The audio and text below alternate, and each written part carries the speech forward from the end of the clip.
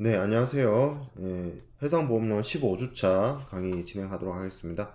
어, 원래대로라고 하면 14주차 때 진도가 다 나갔어요. 사실은 추가적으로 할 내용을 고민을 좀 했었는데, 그렇다고 해서 어, 학기 종강을 한 학기 한 주 정도 일찍 하는 것도 생각을 했습니다만, 그래도 추가적으로 몇 가지 뭐 그 사례나 이런 부분을 조금 더 설명을 드리는 게 또 좋을 것 같다는 생각도 들고 해서 이 15주차 강의를 준비를 하게 됐습니다. 그냥 오늘 하는 내용들은 그냥 한 학기 동안 했던 내용들의 한 리마인드 내지는 정리 그런 차원에서 접근을 하면 될 것 같습니다.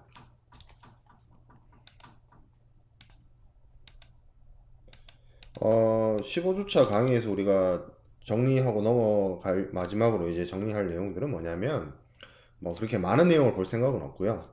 우리가 한 학기 동안 이렇게 쭉 해상보험 제도에 대해서 어, 전반적으로 이렇게 살펴봤습니다. 해상보험 제도라는 것이 사실은 실제로 수출입을 하는 사람들의 입장에서는 그것이 실제 보험회사랑 만나서 업무를 하는 영역이기도 하지만 꼭 그렇지 않더라도 그 어떤 이 보험이라는 것 자체가 해상 보험이 됐든 항공 보험이 됐든 컨테이너 보험이 됐든 아니면 하주 이익 보험의 형태든 무역 프로세스 상의 국제 운송이 수반되는 그런 어떤 무역 거래라고 한다면 그 국제 운송의 도중에 발생할 수 있는 여러 가지 위험이라든지 손해라든지 그런 것들을 회피하는 해지하는 그런 어떤 수단이나 방법이 필요한 거고요. 그런 차원에서 실제 해상보험을 담당하거나 실제 해상보험을 체결해야 되는 당사자가 아닐지라도 무역이나 물류를 전문적으로 공부하는 입장이라면 이 해상보험이라든지 더 나아가서 이 실제 국제보험, 무역보험 이런 부분에 있어서의 학습이나 이런 부분이 좀 필요로 하지 않은가 라는 생각이 듭니다. 사실 그 많은 교과서들이 이 무역보험론이라 쓰고 혹은 해상보험론이라 쓰고 이 국제 운송을 어떻게 보면 부부하는 여러 가지 무역 보험 형태에 대해서 이야기를 하고 있는데 추가적으로 그런 부분을 더 이야기하는 어떤 교재들도 있어요. 정책보험이라고 있죠. 수출보험공사. 지금은 이름이 한국무역보험공사로 바뀌었는데 한국무역보험공사가 운영하고 있는 그러한 정책보험적인 측면의 부분을 어떻게 보면 그것을 부보하는 형태라든지 하는 부보하는 대상이라든지 그런 경우는 사실 어떻게 보면 운송 도중에 있는 화물을 가입을 해서 해결한다기보다는 어떻게 보면 수출업자나 수입업자, 특히 한국의 경우는 이제 수출업자를 많이 보호하죠. 무역 거래에서 발생할 수 있는 비상 위험이라든지 신용 위험이라든지 그런 것들로부터 보호하기 위해서 정부의 어떤 정책적인 지원 아래에 운영되고 있는 어떤 무역 보험이 있는데 그 부분은 솔직히 저는 어떻게 보면 이거는 위험 관리적인 측면이거나 아니면 무역 정책과 관련된 부분이라서 되도록이면 해상보험에서는 좀 다루지 않는 편입니다. 그렇게 크게 논의되거나 할 것 같지는 않고요. 하려면 할 수 있지만 제가 내용을 몰라서 안 하는 건 아니고 이게 조금 성격이 안 맞다라는 저는 개인적인 생각을 갖고 있어서 일단 개념 정도는 다른 어떤 기초나 기본 수업에서 무역보험이나 이런 부분에 대한 개괄적인 설명을 충분히 들을 수 있기 때문에 에, 그리고 그 부분은 오히려 강의로서 해결하기보다는 여러분들이 직접 무역보험공사의 어떤 사이트나 이런 데를 들어가 보면 충분히 내용들을 알 수 있기 때문에 그 부분은 또 다루지 않고요. 그래서 이제 정리하고 넘어갈 내용은 한 학기 동안 우리가 학습한 내용들을 어, 판례를 통해서 정리해보는 그런 시간을 가져보도록 하겠습니다.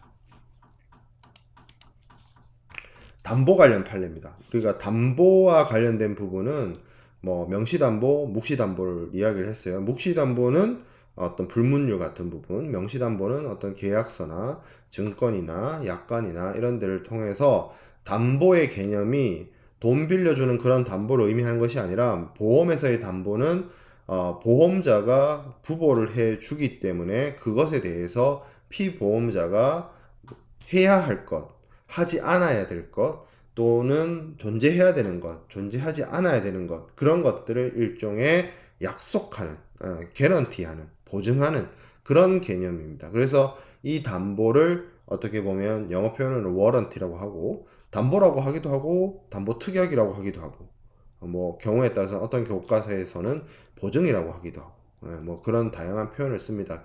이거는 이제 피보험자가 보험자를 위해서 약속을 하는 것이고, 기존의 MIA의 경우에는 이런 담보 위반이 일어나게 되면 보험자에게 이 보험 계약을 어보이드 할 수 있는, 뭐 영어 표현으로 어보이드고 취소할 수 있는, 한국어로는 그러한 권한을 부여를 했고, 이것이 인슈어런스 액트에서 개정이 이루어지면서 담보 위반에 대한 치유가, 그러니까 예전에는 담보 위반이 일어나면 무조건 취소 이런 식으로 규정되어 있던 것이 그 피해가 혹은 손해가 발생하지 않은 상태라면 그 담보 위반을 회복했을 때 계속 보험자의 보상 부보가 지속된다라고 하는 그 어떤 위반에 대한 치유 부분이 들어간 식으로 인슈런스 액트의 개정이 이루어졌죠. 그래서 이 담보 관련 판례들을 좀 볼 텐데, 제가 오늘 소개해드리는 담보뿐만 아니라 뒤에 있는 판례들이 보면 특징이 되게 오래전 판례예요. 거의 뭐 1800년대, 1900년대 초반에 있는 판례인데, 그렇게 생각하시면 돼요. 영미권이 판례 중심주의고 판례를 되게 중요시하는데, 이 우리가 해상보험에서 배웠던 여러 가지 많은 개념들을 정립하였거나 혹은 그 정립된 개념을 조금 더 유명하게 만들거나, 아니면 정립되었던 개념을 그대로 계승해서 보험에서 그 판사님의 판결에 따라서 이렇게 내용들이 정리되었던 조금 중요성 있는 어떤 기점이 됐던 판례들을 좀 가지고 왔다라고 이해하시면 될 것 같습니다. 뭐 서설이 길었는데 한번 하나씩 볼게요. overseas commodity, 뭐 이거 commodity는 뭐 상품 뭐 이런 뜻이고 하니까 뭐 해외 상품 뭐 이런 뜻인가 봐요. 뭐 그런 회사가 있고, 뭐 스타일 이렇게 되어 있는데, 이건 뭐 보험자일 수도 있고 보험회사일 수도 있고 뭐 그런데 아무래도 보험자겠죠. 보험금 청구와 관련된 분쟁이니까. 그러면 스타일이라는 보험회사가 있느냐? 아마 뭐 개인 보험업자이거나 뭐 그럴 가능성이 큽니다. 뭐 이거에 대한 어떤 피고와 그 원고의 당사자들에 대한 정보까지는 제가 없어서. 근데 이제 사건의 정황을 좀 이래요. 피보험자는 통조림 돼지고기를 ICCAR, 이게 1958년도 판결이 이루어진 사례거든요. 그렇기 때문에 ICCA는 없던 시절이죠. ICCAR 올리스크 조건으로 부보를 했어요. 그리고 보험증권에는 모든 통조림은 제조연월일을 식별할 수 있는 고유번호를 표시할 것을 담보로 했습니다. 이거는 이런 담보도 있습니까? 이거는 피보험자, 보험자 정하기 나름이에요. 담보는 이런 담보 있을 수 있죠.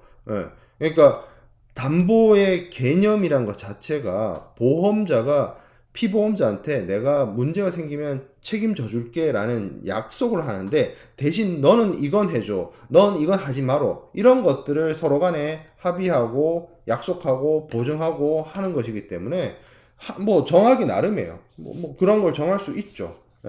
제가 수업 시간에 설명한 담보의 예시들은 대표적이고 조금 제너럴한, 뭐 어느 보험 계약에서도 통용되어질 수 있는 그런 담보의 종류였고, 이것도 보험자하고 피보험자 사이에서 합의를 하면 충분히 활용될 수 있는 부분입니다. 그래서 이거를 이제 담보 사항으로 했으면 지켜야죠, 피보험자 입장에서는.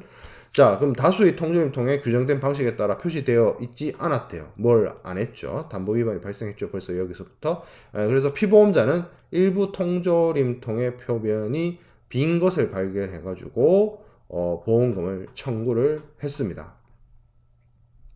보험자는 하지만 담보 위반을 이유로 보험금 지급을 거절했어요. 그러니까 모든 통조림에는 제조 연료를 식별할 수 있는 고유번호를 표시를 했는데 뭐 사고가 발생을 했는데 이게 뭔가 문제가 생겼죠. 보험금 지급을 거절했죠. 그래서 이미 어떻게 보면 제조 연료를 식별할 수 있는 고유 번호를 표시를 하지 않았기 때문에 거기서부터 담보 위반이에요. 담보 위반을 정했으면 담보를 하기로 했으면 그건 약속이기 때문에 반드시 지켜야 되는데 그것이 지켜지지 않은 이상 보험자는 그 담보 위반 사유로부터 이후 면책이 되죠. 그래서 보험자는 보험금을 지급할 의무가 없게 됩니다. 자, 두 번째 사례 볼게요. 여기도 뭐 사뮤엘 뭐 그런 회사랑 두마스, 더마스 뭐 어떻게 읽어야 될지 모르겠는데 보통 이제 기간보험으로 선박보험을 체결하죠. 선박보험은 대체적으로 기간보험입니다. 그래서 요 기간 동안 보험이 체결이 됐는데 피보험자는 6개월에 대한 운임의 보험 가입 금액을 13,750파운드 이상의 보험 가입하지 못한다는 명시담보가 있었나 봐요. 그래서 뭐 그건 뭐 정하기 나름이니까. 그런데 6개월간의 운임에 대한 보험 가입 금액은 27,500파운드로 보험에 가입되어 있었다. 13,750파운드 이상으로 보험 가입을 하지 말라고 명시담보가 있었는데 보험 금액을 27,500으로 했다. 뭐 그런 이야기네요. 자, 근데 선박이 멸실되었어요. 보험자는 담보 위반을 이유로 면책을 했다. 근데 판결은 어떻게 나느냐? 담보 위반이 있었던 건 맞다. 근데 그러니까 여기서 말하는 네가는 보험자죠. 보험자 너가 추가 보험을 인수한 거 아니냐? 이게 무슨 얘기냐면 자, 담보가 보험 가입 금액을 13,750으로 넘지 말라라고 했는데 보험 계약이 27,500으로 된 거예요. 근데 보험자를 모르게 보험 계약을 체결할 수 있나요? 그게 말이 안 되잖아요.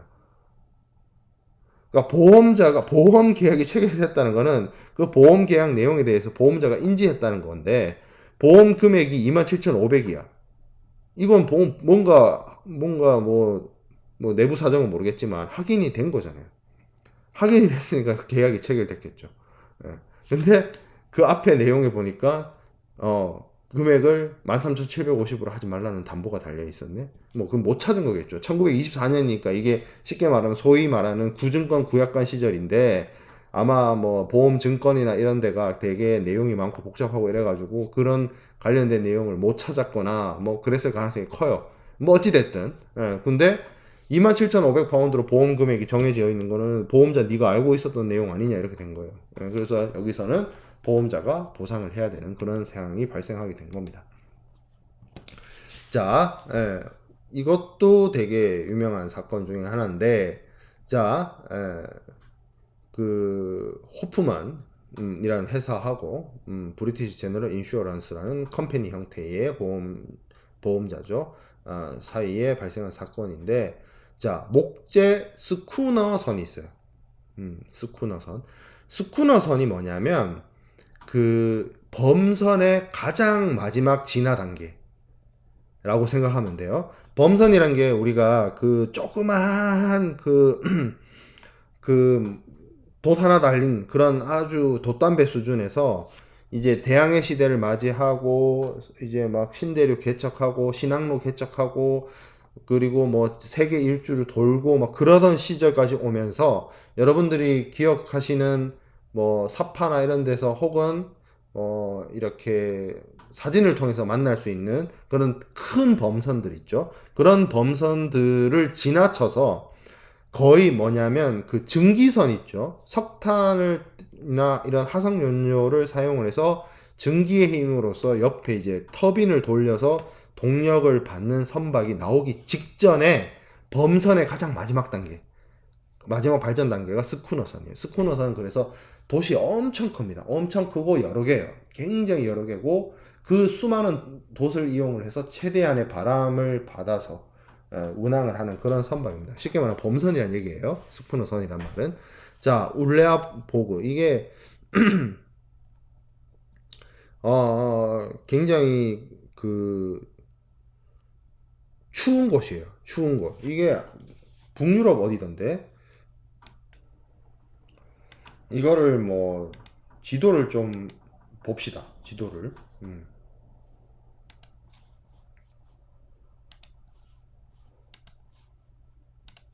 어,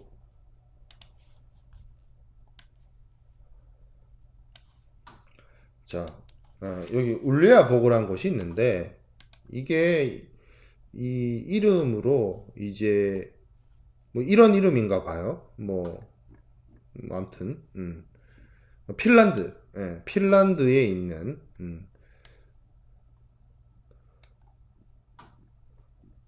여기를 말하는 건데 여기 이렇게 검색하면 여기로 탁 떠요. 그래서 뭐 이게 지명이 여기를 의미하는 것 같아요. 자, 그리고 그윅이라는 데가 있습니다.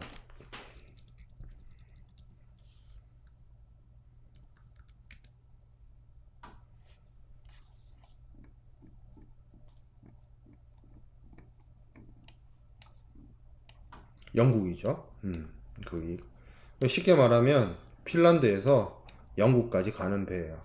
자, 그래서 보험이 가입돼 있어요. 요 항해 구간에 대해서 항해 보험을 체결했겠죠. 근데 항해 도중에 이 스쿠너선은 역풍을 만나서 엘시노호로 들어갔다가 다시 그곳을 떠나 항해 도중 심한 돌풍을 만나 적재한 목재의 부력을 이용해서 배의 부력이 아니라 그 배에 적재되어 있는 나무의 부력을 이용해서 엘시노호로 갔대요. 엘시노호가 어디 있냐?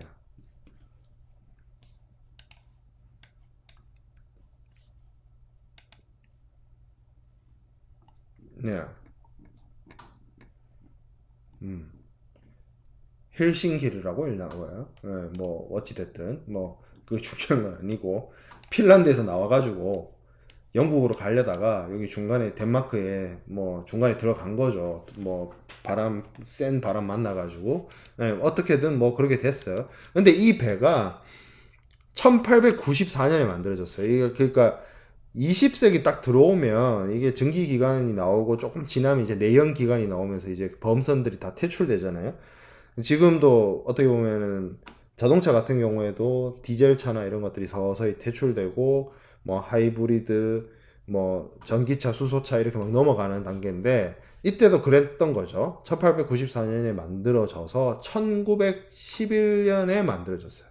이제 마지막 검사를 받았어요. 굉장히 오래된 선박이죠. 최소 만들어진 지 뭐 한 30년 된 배죠. 왜냐면 이 판례 자체가 1922년 판례니까. 거의 배의 수명이 다한 그런 배라고 볼 수 있는데 마지막 검사도 1911년 받았고 1914년에 더운 날씨 속에서 항해를 마치고 울레아복으로 돌아가서 이 선박은 그곳에서 목재를 적재하고 전쟁이 발생했대요.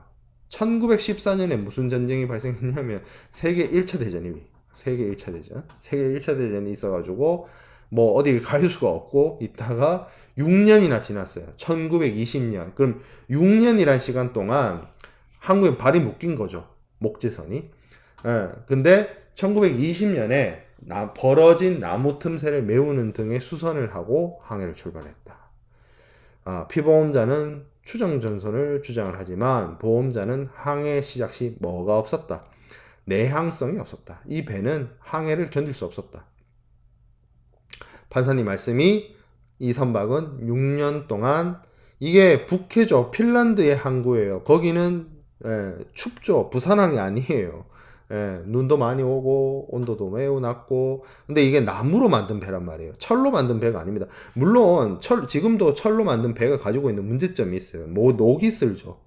녹이 쓰는 문제가 있기 때문에 그 배 선저에 이렇게 빨간색으로 어떤 그 녹이 쓰는 걸 방지하기 위한 작업을 하는 거고 하는데 이 범선은 무슨 문제가 있냐면 썩어요. 나무니까.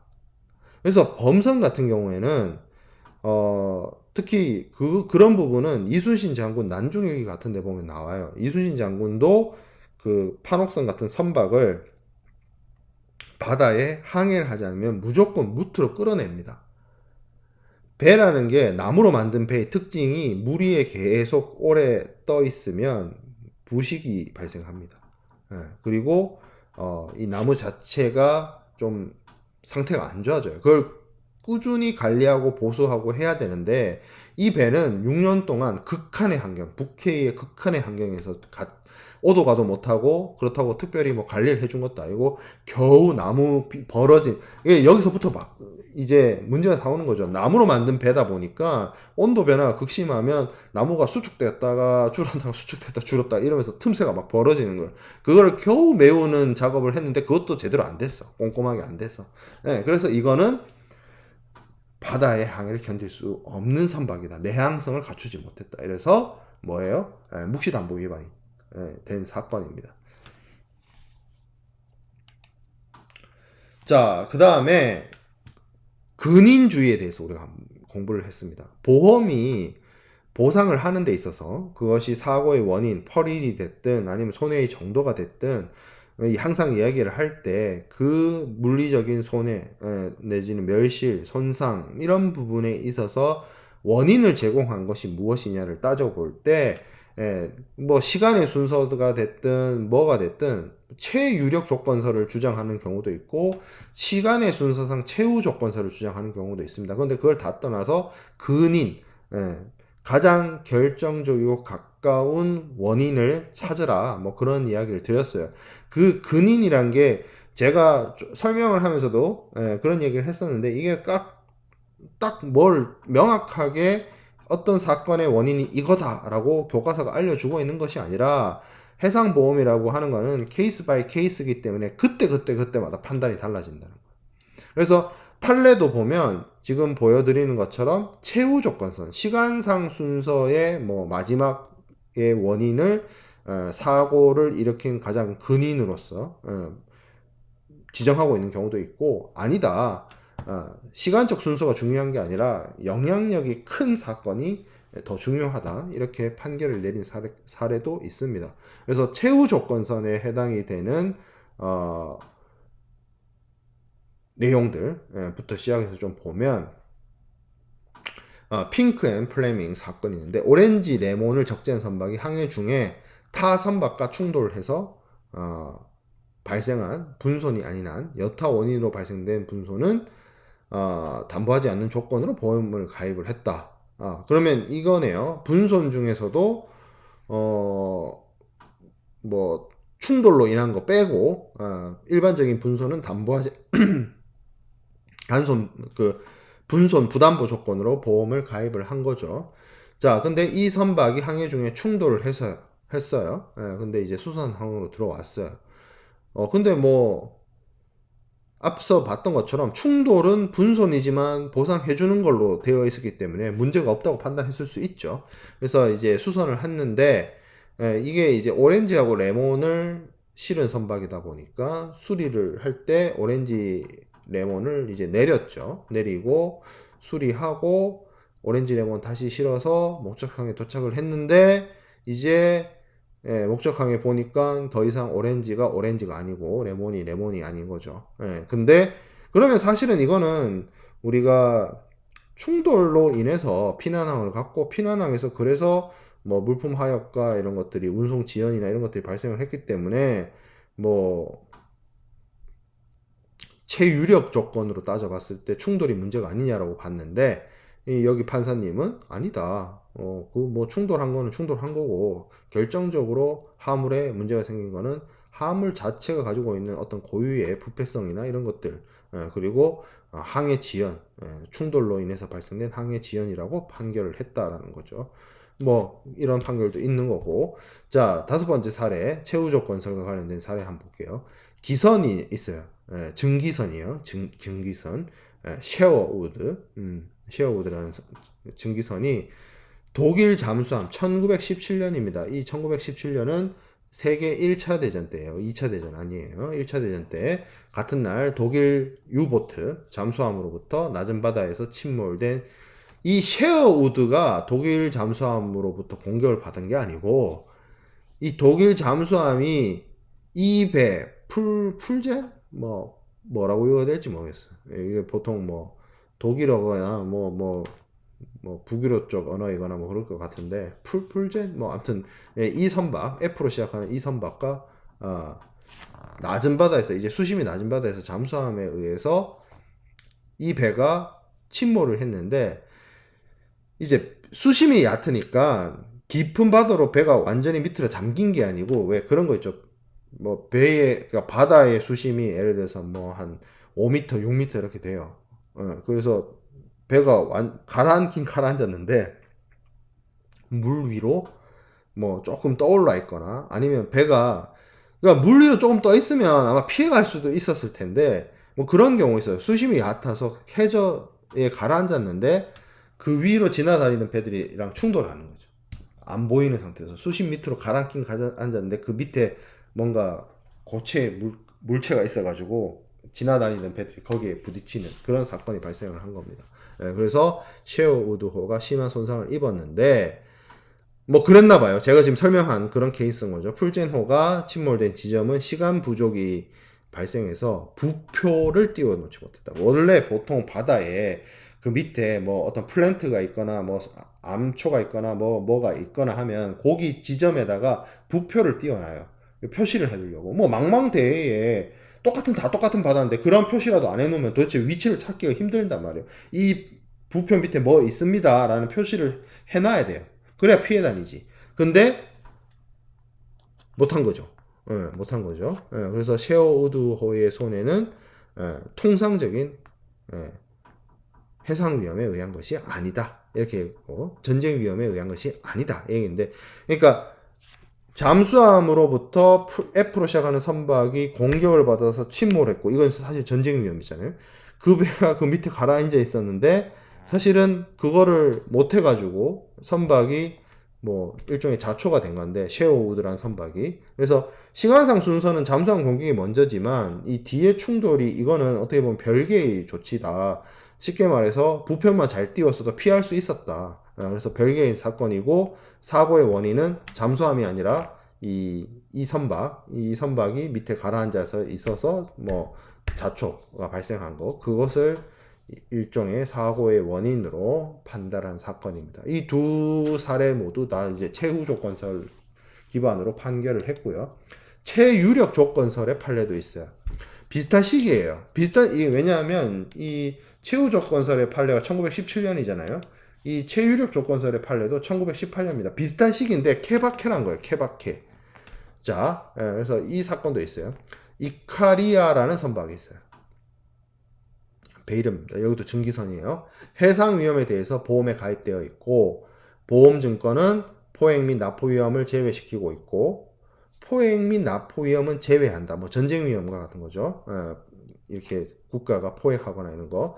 적대 행위나 전쟁에 상당하는 위험의 결과로 생기는 손해에 대해서는 보험자의 보상 책임이 없다. 그러니까 전쟁 위험 면책이라는 얘기죠. 이 말 자체가.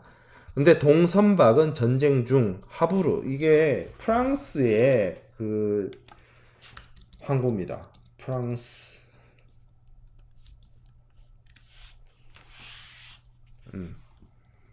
영어는 르 아브르네요. 르 아브르. 이게 어디냐면 그 파리를 지나는 세느강 있죠.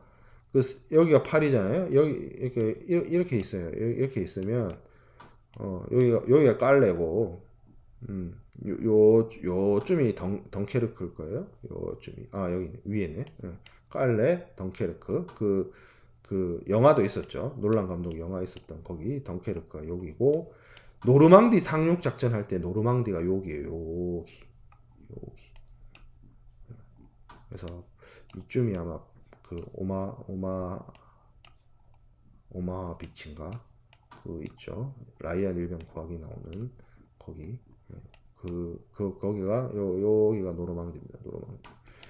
노르망디 그러니까 여기 이 지역을 노르망디 지역이라 하고 여기 노르망디 해변이죠. 이쪽으로 이제 상륙 작전을 했는데 여기가 르 아브루가 있어요. 르 아브루가 지도상에도 이렇게 보이지만 여기가 프랑스의 컨테이너 항구예요. 인위적인 이렇게 뭔가 보이죠?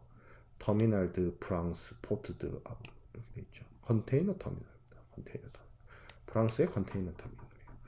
그러니까 여기가 요 세느강, 요 강 따라 들어가면 파리로 갈 수 있습니다. 그러니까 좀 거리가 떨어져 있긴 한데 인천 같은 개념이죠.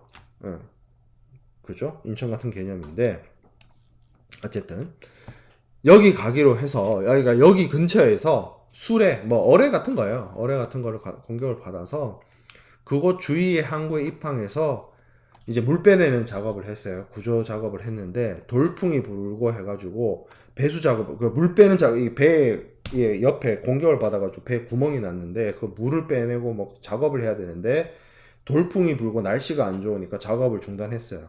근데 그렇게 돼버리면 물을 이렇게 쉽게 말하면 옆구리를 맞아가지고 옆구리 구멍이 뚫렸는데 거기서 이거를 응급처치를 해야 배가 떠 있는데 날씨가 안 좋으니까 작업을 못하면 작업자들이 접근을 못해가지고 그대로 놔버리면 무슨 문제가 발생해요. 계속 배 안으로 물이 들어서 배가 가라앉을 문제가 있죠. 네, 그래서 바다에 배를 가라앉히면 괜찮은데 이게 부두 안에서 그러니까 쉽게 말해 이렇게 한번 생각해 보세요. 부산에 저기 북항에 지금 북항 재개발하는 그 북항에 배가 들어왔는데 거기서 배가 침몰했다 그러면 북한 그 배를 어떻게 보면 그 견인하기 전까지 인양하기 전까지 항구를 못 써요. 왜냐면 배들이 못 다니니까. 앞서 우리가 봤던 것처럼 그 배들이 다니는 길 밑에 선박이 침몰을 해가지고 위치하고 있으면 그 선박을 피해 다니거나 다니지 못하게 되기 때문에. 그래서 부두에서 뭐라고 했냐. 이거 부두 안에서 침몰하면 부두를 못 쓰게 된다. 부두 밖으로 나가라. 이미 좀 가혹하지만 그렇게 됐어요. 제대로 수리도 못 받고. 근데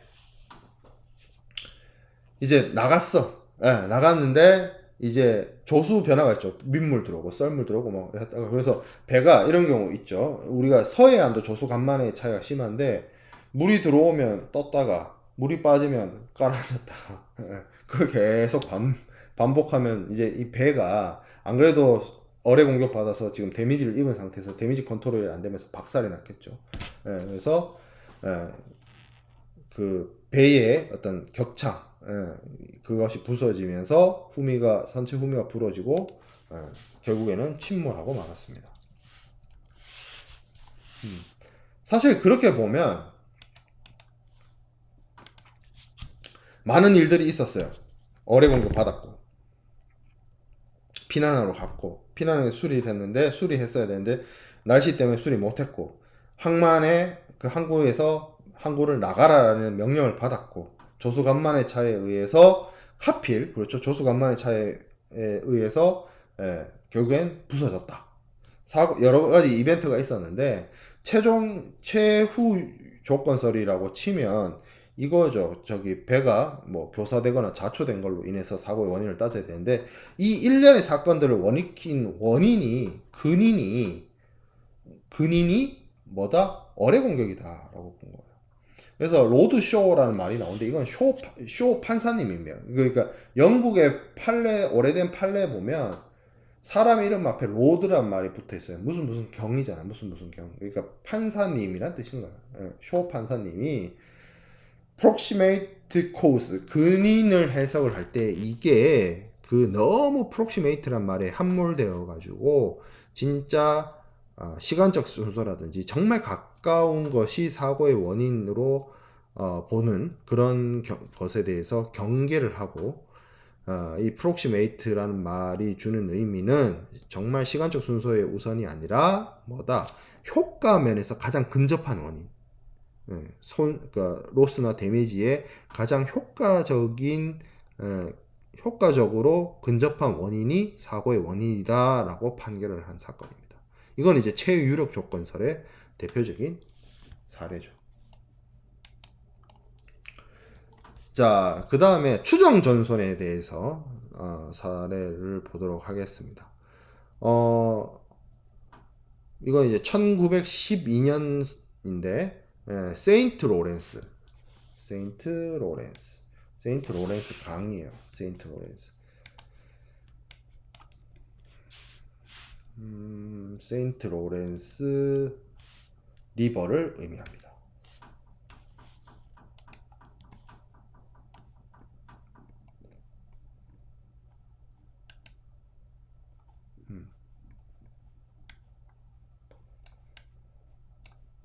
자, 여기 요 오데오호에서 이렇게 나가는 그 여기가 나야가라 폭포죠.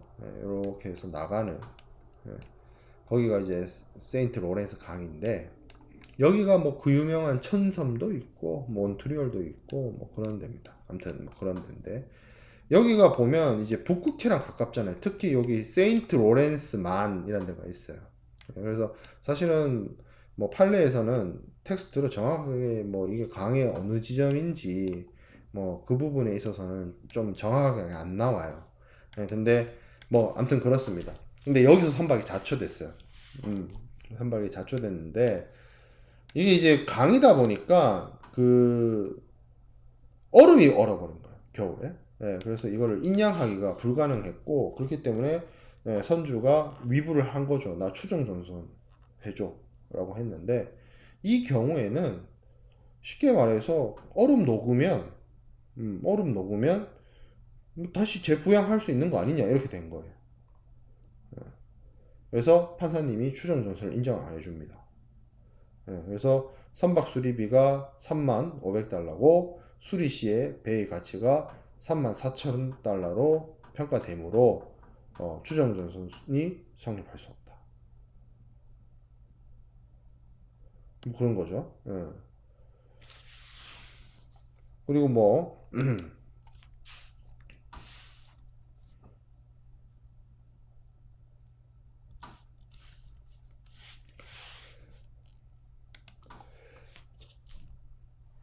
이 선주의 주장으로는 추정 전선을 수립하기 위해서 수리비 35,500달러 외에도 뭐 난파선 가액이 뭐 14,000달러가 있다. 근데 난파선이란 거는 자기 배가 난파선인 거.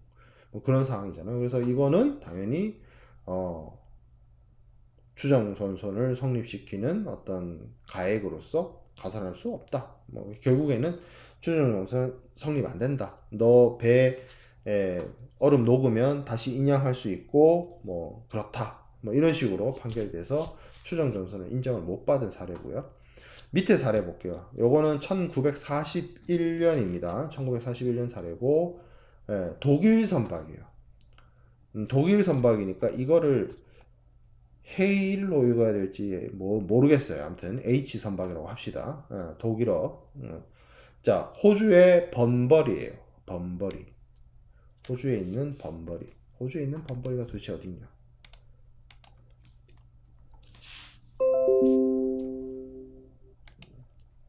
웨스턴 오스트레일리아 여기입니다.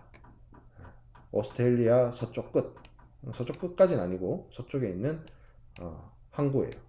여기서 출발을 합니다. 여기서 출발을 해서 희망봉, 아프리카 희망봉, 남아프리카 공화국이 있는 여기를 말하겠죠. 그러니까 여기서 출발해서 이렇게 와서 어디로 간다? 런던으로 가는 거죠. 런던으로. 그래서 1939년 8월 18일 날 희망봉을 돌았어요. 근데 정상 항해라면 9월 16일에 런던에 도착하게 되었습니다. 한 달 만에 희망봉에서 런던까지 한 달 가면 된다. 근데 독일 정부가 지시를 합니다. 독일 정부가 9월 6일 날 중간에 희망봉 돌아서 가다가 어디로 가냐? 포르투갈령 기니아의 비사오 항에 지금은 포르투갈령이 아닌 걸로 알고 있는데 이 당시에는 포르투갈령이었어요. 어디냐?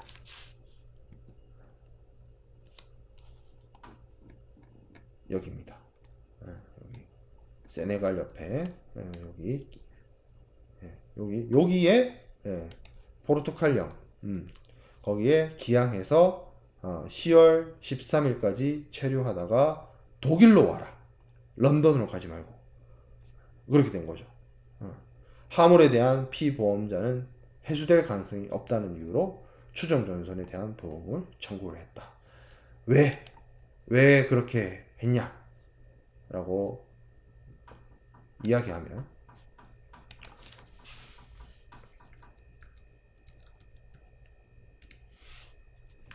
세계 2차 대전이 발발했기 때문입니다. 언제? 1939년 9월 1일 날. 1939년 9월 1일 날. 언제예요?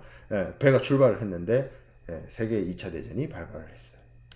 독일이 폴란드로 쳐들어갑니다. 그래서 전쟁이 발발했어요. 독일 배인데 호주에서 출발해서 남아프리카 공화국, 그 당시에는 호주와 남아프리카 공화국이 영국의 식민지였어요. 그래서 런던으로 가는데 독일 배가 적성국으로 들어가는 거죠. 2차 대전 발발했는데, 그러니까 독일 정부가 어떻게 해요? 영국으로 가지 말고 독일로 들어와라, 이렇게 된 거죠. 근데 이 배에 그러면 독일 선박이라고 해서 독일 사람들 화물만 실려 있었겠어요? 아니죠. 영국, 아니 생각을 해보세요. 호주에서 출발해서 런던으로 가는 배에 화물을 누가 실어놨겠어요? 호주나 뭐 런던에 있는 하주들이 화물을 실었겠죠.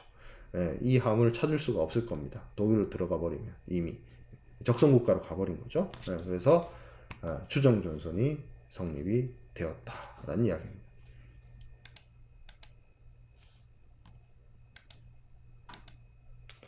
자, 그 다음에 단독 해송과 관련된 판례 좀 볼게요. 뭐, 요거 간략간략합니다. 이제 내용이. 자, 그래서 미리 포장되지 않은 채 1600파운드로 보험 가입되어 있었는데, 악천후로 해서 해수가 들어왔다. 이거는, 일부가 해수선을 입은 거죠. 그래서 그 일부의 전선. 그러니까 화물이 전선이라고 하는 거는 예를 들어서 내가 화물을 뭐 A, B, C를 실었다면 A, B, C가 다 박살났을 때 전선이에요.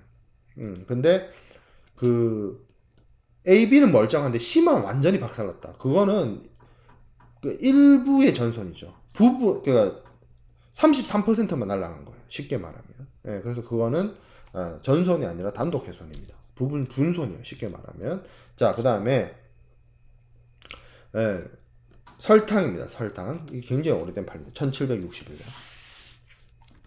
설탕이 해수손을 입었다. 한 통당 정상품이었으면 한 통당 23.38파운드였을 텐데 손해를 입어가지고 23.03파운드로 매각이 됐다. 한 통당 협정보험가액은 미리 정했나 보죠. 30파운드였는데 그래서 보험자는 결국 어떻게 23.38에서 23.03을 뺀 가치, 그 가치만큼만 보상 책임이 있다라고 했어요. 근데 수아이는 뭐라고? 협정보험가액이 30파운드니까 30파운드에서 가치가 뭐라고?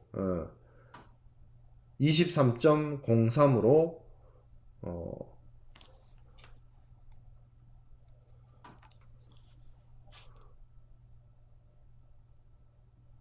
이게 산식이 좀 애매하네요. 아마 이게 제 기억이 맞다면 여기가 여길 텐데 뭐 어쨌든 이게 지금 산수가 중요한 건 아니니까 어쨌든 실제 협정보험 가액이 있으니까 이 협정보험 가액하고 실제 그 손상 가액의 차이, 깎아 먹은 그 어떤 그 가치, 그래서 9.97파운드를 보상받아야 된다 이렇게 주장을 했습니다. 근데 판사님이 뭐라고 했냐면 보험자는 시장가액의 등락에 가해서는 아무런 관계가 없기 때문에 보험자가 채택한 정상 방법이 옳다. 그러니까 협정보험 가액이 중요한 게 아니라 정상품의 시장 가격을 뭐 본 건데 사실은 이거는 뭐 여러 가지 이슈가 있을 수 있어요. 실제로 지금도 이런 식으로 계산을 하느냐, 보험 가액과 보험 금액을 어떻게 정하느냐에 따라서 이런 식으로 계산 안 될 수도 있습니다. 이거는 굉장히 오래전에 어떻게 보면 그 분손의 경우에 비례해서 보상한다. 비례 보상주의에 대해서 설명을 하기 위해서 사례를 가지고 온 거고요. 자, 그 다음에 11번 사례 한번 볼게요. 어떤 선박이 뉴욕에서 런던까지 한 항차 동안 아메리칸 컨뎀네이션이라는 조건으로 보험에 가입되어 있다라는 겁니다.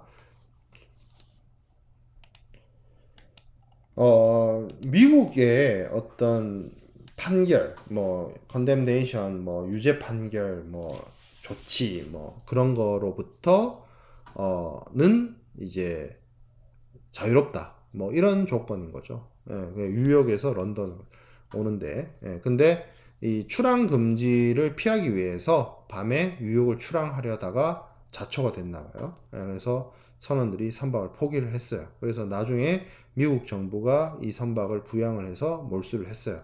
예, 그래서 선주가 자초로 입은 단독 훼손 손해를 보험자로부터 보상받으려고 했는데 이 손해는 몰수다. 자초가 된 게 아니라 그러니까 분손이 발생하면 이게 이제 연속 선회에 대한 사례인데 분손의 경우에는 분손 발생하면 분손만큼 보상하고 분손이 발생하면 분손만큼 보상하고 분손이 발생하면 분손이 발생하고 연속적으로 이렇게 사고가 이어지고 손해가 이어지는 거를 보상을 해주는데 분손이 발생한 다음에 그 다음에 전손이 발생하면 분손금 따로 전손금 따로 이렇게 주는 게 아니라 전손보험금만 줍니다. 연속되는 손해에 있어서는 그것에 관련된 사례입니다. 그래서 실제로 그렇게 되면 전손 보험금을 받아야 되는데 미국 정부의 어떤 유죄 판결이나 조치에 의한 부분은 보험자가 면책으로 조건이 되어 있었기 때문에 뭐 실질적으로 선주는 이 몰수에 대한 부분에 있어서 보험금을 받지 못하게 된 뭐 그런 사례입니다. 자, 그 다음에 공동훼손과 관련된 판례를 한번 볼게요. 1915년 사례인데 어떤 선박이 부두 근처에서 자초를 했어요. 근데 자초를 이제 벗어났죠. 근데 손상으로 인해서 침수가 발생을 합니다. 물이 새 들어오는 거죠.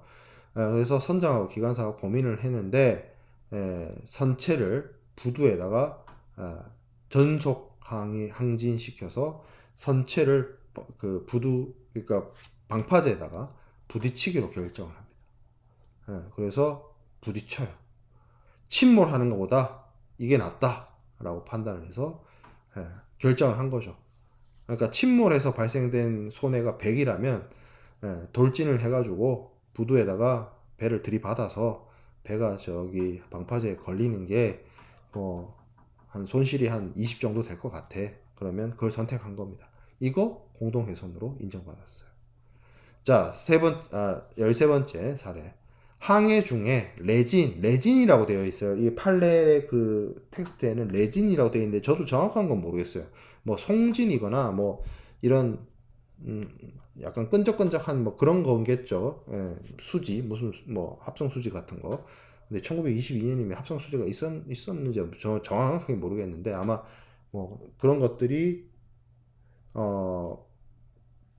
만들어지던 그 시기였던 것 같아요. 근데 그게 이제 선창에 이게 이제 이 당시에 뭐 정확한 컨테이너선이나 전용 운반선이 있던 것이 아니니까 1922년도에 선창에 이런 걸 보관을 했는데 거기서 연기가 났어요.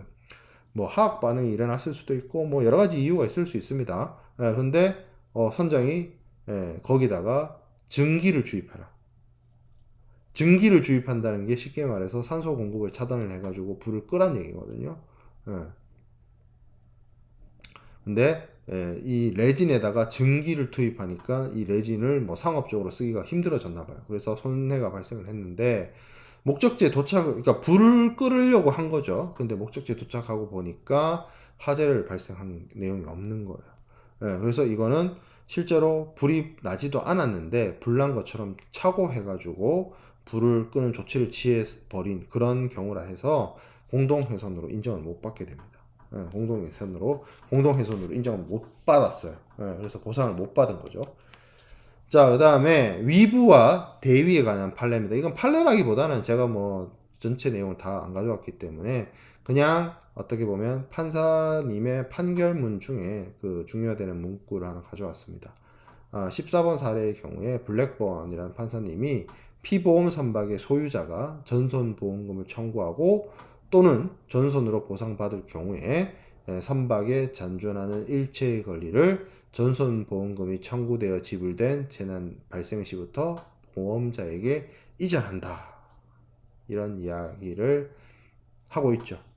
그래서 어떻게 보면 이 우리가 알고 있는 보험자 대위권, 대위의 이전, 그 부분에 대한 어떤 내용이고, 15번째 사례의 경우에도 선박이 1차 세계대전이 발발해가지고 독일에 납포가 되었어요. 납포가 되었는데, 그래서 보험자는 그 선주에게 전손보험금을 지불을 했습니다. 자, 전손보험금을 받았다라고 하는 거는 피보험자가 가지고 있는 일체의 권리를 보험자가 피보험자를 대신하게 된다. 그래서 대위라고 했죠. 대위의 개념이 자리를 대신하다. 누가 누구를? 보험자가 피보험자의 자리를 대신한다. 왜? 보험자가 피보험자에게 보험금을 지급했기 때문에 혹여라도 남아있는 잔존물이나 아니면 제3자에 대한 손해배상 청구권 같은 것들이 피보험자에서 보험자에게 기속된다라고 얘기를 했습니다. 그래서 이 경우에 이렇게 됐는데 전손보험금이 나갔는데 1차 대전이 끝났고 보니까 이 선박이 멀쩡하게 있어요. 독일에. 그래서 보험회사가 이 선박을 팔아먹습니다. 근데 팔아먹어도 원래 그 선주한테 줄 이유가 없어요. 왜? 전손보험을 다 지급했기 때문에. 대위권이 발동된 거죠. 자, 그래서 우리가 한 학기 동안 공부한 여러 가지 개념에 대해서 판례까지 들어서 공부를 해 보았습니다. 그래서 어느 정도 한 학기 동안 공부한 내용의 리마인드가 충분히 되었기를 바라면서 한 학기 동안 고생을 했고 이번 학기는 코로나 팬데믹 때문에 뭐 이런 식으로 비대면 강의를 진행하는 게 벌써 네 번째 학기인 것 같은데 다음 학기는 2022학년도부터는 조금 대면 강의를 늘리고 여러분들하고 실제 만남의 자리를 조금 더 많이 가질 수 있을 거라고 기대했는데 또 새로운 변이가 등장을 하면서 이게 도대체 언제 끝날지 뭐 굉장히 갑갑한 상황이네요. 어찌됐든 뭐 변이라는 새로운 오미크론 변이라는 변수가 있지만 아마 내년에는 특히 소규모 소규모 인원으로 진행되는 강의의 경우에는 이제 대면 강의를 조금 더 확대해 갈 계획으로 알고 있습니다. 저도 그렇고 학교도 그렇고 우리 경영대 차원에서도 그렇고 그래서 뭐 다음 학기에나 혹은 다다음 학기에는 우리가 대면으로 인사하면서 수업을 진행할 수 있게 되길 바라고 그리고 겨울방학 동안 방심하지 말고 모두 각자 건강에 유의하시고 즐거운 그리고 따뜻한 연말연시 보내시길 바라겠습니다. 네, 한 학기 동안 수고했고 강의 마치도록 하겠습니다.